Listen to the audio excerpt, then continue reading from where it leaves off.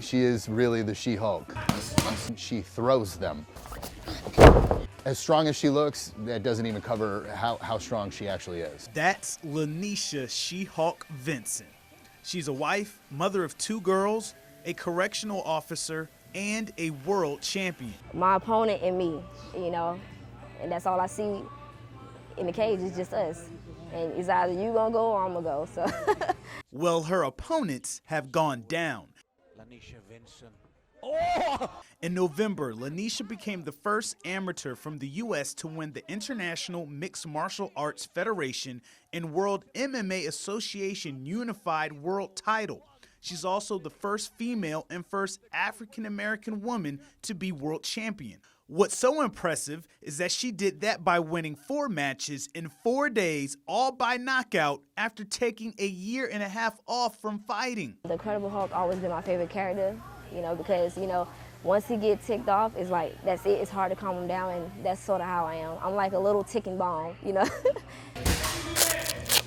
Lanisha trains just about every day of the week, works 12-hour shifts as a Richland County Corrections Officer, but she can't accomplish these things without her support system.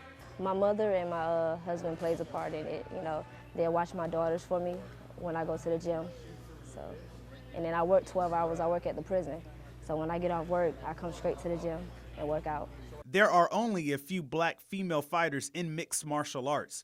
Angela Overkill Hill was the first to sign to UFC in 2014, but it's rare to see what the Lower Richland product is doing even at the amateur level. She's had historic success in just 3 years of fighting, and she wants to be an example. I would try to get any female, especially any African-American female, to definitely, you know, take the opportunities of joining MMA instead of getting in trouble in the streets and risking, you know what I'm saying, risking life, going to jail. I would advise them to come into the gym. Good. Pull his feet right out. Her coach sees the power, raw talent, and poise, and he thinks we'll be hearing the name She-Hulk a lot. I think at this time next year, you'll be looking at her at a major pro contract, to be honest. She's got the work ethic, she's got the story, and she's already had success at a very early stage. Kristen White has been making timely plays all season for the USC softball team. The senior infielder is enjoying every bit of South Carolina's run into the NCAA tournament. That's because 2 months before the season started, tragedy hit her family. He had left a funeral from one of his best friends at work. Someone in their family had left their funeral in 15 minutes from the funeral. We got a call that he had been in a wreck, and at first, you know, I didn't know too many details, and then as soon as my mom said that he was probably gonna have to be airlifted, I then realized it was a little bit more serious than what we had expected at first.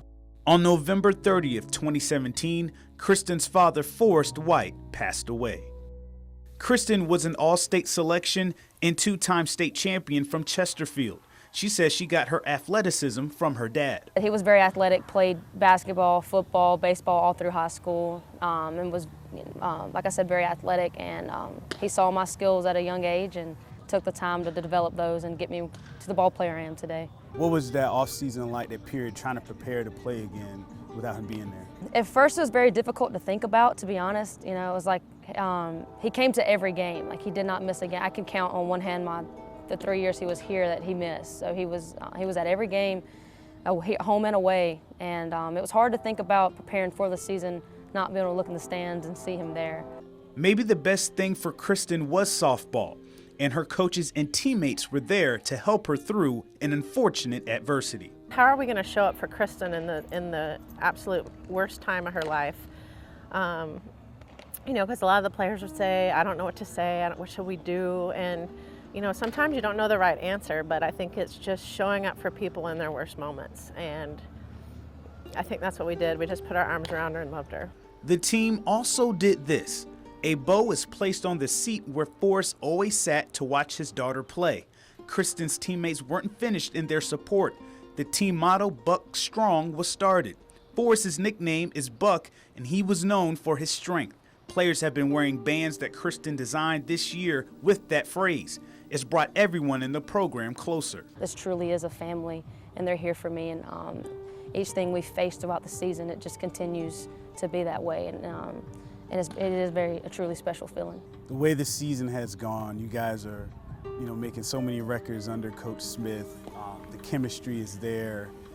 I guess, do you think, his spirit, his presence is kind of over this team this season? Yeah, that'd be amazing to say, but of course, can't say I've felt that, but we've came together as a team, and it's been amazing to be a part of.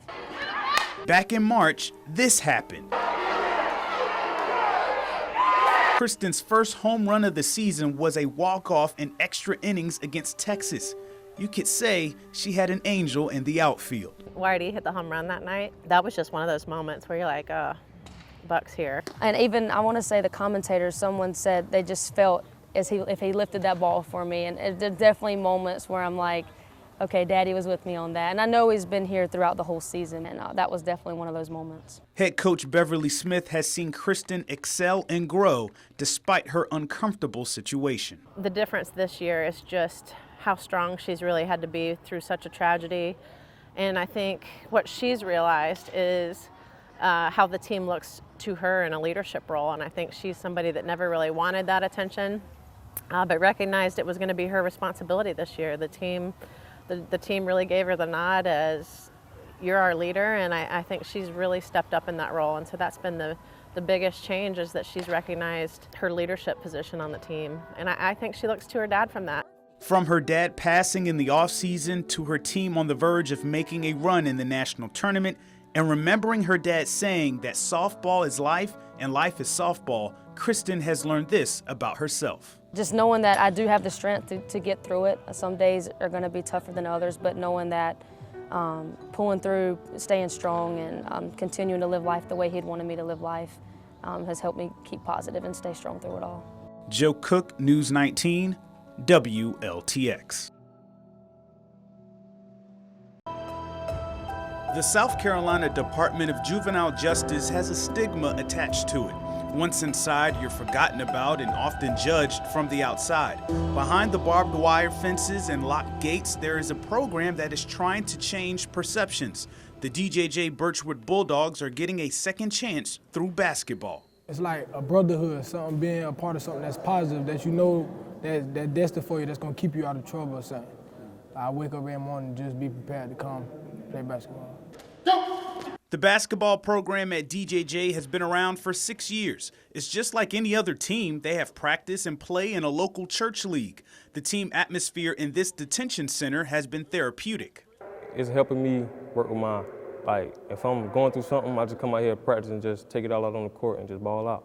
DJJ is currently holding around 100 juveniles. These kids have committed crimes that range from grand larceny to attempted murder. Malik is from Clinton, South Carolina, and is scheduled to be released in 2018. He's played on teams before, but this is different. Yeah, I had an experience, but not with these group of guys right here. Because it's like we're in the same predicament, but everybody focused on doing the right thing, trying to go home.